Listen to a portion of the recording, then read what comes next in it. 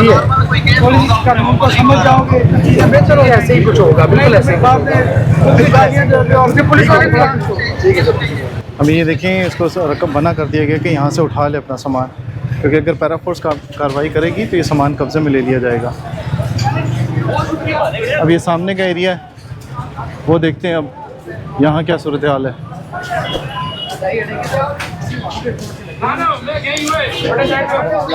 तो मेरे लिए कोई खिदमत हुई तो लाज़मी बताइएगा सर।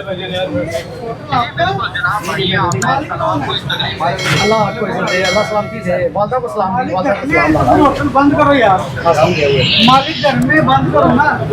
इससे पूछा जी कि होटल का मालिक किधर है, और वो कह रहे हैं मालिक घर में है। उन्होंने कहा चलो होटल को फिर बंद कर दो। उससे बात करें जो है, ये है आपकी होटल।